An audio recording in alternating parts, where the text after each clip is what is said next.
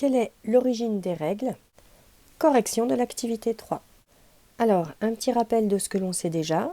À la puberté, les filles ont aussi leurs premières règles. C'est un écoulement de sang par la vulve. La question que l'on va se poser, le problème qui se pose, c'est quelle est l'origine des règles? Ce travail était à faire pour la dernière fois et on ne va faire que le corriger aujourd'hui dans cette vidéo. Première question. Voici 3 hypothèses formulées par des élèves à propos de l'origine des règles. Hypothèse 1. Les règles proviennent du vagin qui saigne. Hypothèse 2. Les règles ont lieu quand l'ovaire expulse un ovule. Hypothèse 3. Les règles proviennent de l'utérus qui saigne. Pour chacune de ces hypothèses, vous deviez préciser si elle était juste ou si elle était fausse, et il fallait justifier chacune de vos réponses avec les documents 1 et 3. Ces 3 documents étaient à votre disposition. Document 1 vous montre l'évolution de la paroi interne de l'utérus pendant un cycle. Un cycle commence au premier jour et se termine la veille du premier jour du cycle suivant. Donc ici, ça commence le 8 avril et ça se termine, ce cycle, le 5 mai. Le document 3 est un petit texte pour interpréter des informations. Donc c'est la paroi du vagin au cours du cycle de la femme. Alors, première hypothèse, les règles proviennent du vagin qui saigne. D'après le document 3, on peut dire que cette hypothèse est fausse, car le vagin ne change pas d'épaisseur et ne saigne pas au cours d'un cycle. Hypothèse 2, les règles ont lieu quand l'ovaire expulse un ovule. Alors, dans le document 1, on voit que l'ovulation a lieu le 21 avril et le premier jour du cycle a lieu le 8 avril, sachant que le premier jour correspond aux règles, le début des règles. Donc, l'hypothèse 2 est fausse, car d'après le document 1, les règles ont lieu en début de cycle, tandis que l'ovulation a lieu en milieu de cycle. Hypothèse 3, les règles proviennent de l'utérus qui saigne, et on peut regarder la réponse toujours dans le document 1. Cette hypothèse est juste, car d'après le document 1, la paroi interne de l'utérus change au cours du cycle.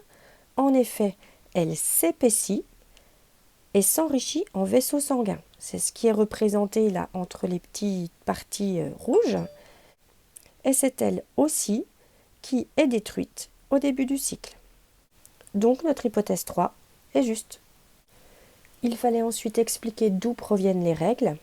Donc si on regarde à nouveau, les règles correspondent au jour 8 à 11 ici. Et en fait, on voit en même temps que l'épaisseur de la muqueuse utérine diminue. Ensuite, cette épaisseur utérine ne fait que augmenter en épaisseur avec un développement des vaisseaux sanguins. Ici, on voit des vaisseaux sanguins. Alors pourquoi? En fait, c'est juste parce que l'utérus est en train de s'épaissir et puis de faire comme un petit nid douillet pour pouvoir accueillir éventuellement un futur embryon. Et s'il n'y a pas d'embryon, eh bien, à ce moment-là, la muqueuse utérine est éliminée. Donc maintenant, on va pouvoir répondre à la question 2. Les règles proviennent de la destruction de la paroi interne de l'utérus, c'est ce qu'on appelle la muqueuse utérine ou l'endomètre, qui est riche en vaisseaux sanguins. Chez la femme, il existe donc 2 cycles. D'abord, le cycle de l'ovaire. À chaque cycle, un des 2 ovaires expulse un ovule. Et le cycle de l'utérus qui débute par les règles avec une destruction de la paroi interne de l'utérus. Ces règles durent 5 à 6 jours. C'est une moyenne, ça peut être plus ou ça peut être moins. Et ensuite, la paroi interne de l'utérus, c'est-à-dire l'endomètre, se reconstruit, c'est-à-dire qu'elle s'épaissit, s'enrichit en vaisseaux sanguins, et ceci dure jusqu'à la fin du cycle. Vous avez ici une vidéo pour vous aider à comprendre le fonctionnement cyclique de l'appareil reproducteur féminin, et ici une autre vidéo sur les cycles utérins et ovariens.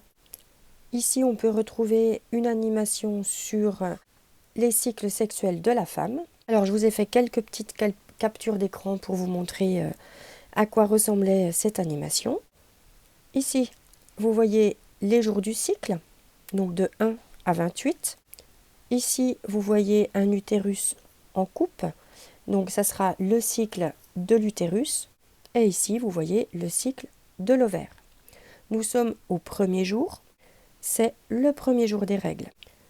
Jour 4, on voit donc toujours une destruction de l'endomètre et on voit qu'au niveau de l'ovaire, vous avez un ovule qui est en phase de préparation.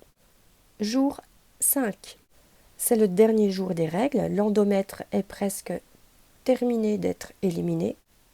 Au niveau de l'ovaire, il y a toujours l'ovule qui est en phase de maturation. Jour 8, l'endomètre commence à se reconstituer. L'ovule poursuit sa maturation. Jour 11, l'utérus, la paroi interne de l'utérus continue toujours à s'épaissir. L'ovule n'a toujours pas été expulsé. Jour 14, c'est l'ovulation. La paroi de l'utérus s'épaissit toujours et on voit que l'ovule est libéré et il va dans la trompe de Fallope. 17e jour, l'utérus s'épaissit toujours avec, on voit les vaisseaux sanguins qui commencent vraiment à apparaître. L'ovule est toujours présent dans les trompes de Fallope. Par contre, il est en fin de vie, donc il va être éliminé et détruit. 19e jour, voici l'utérus. Et ici, vous voyez qu'il n'y a plus d'ovule, il a été éliminé.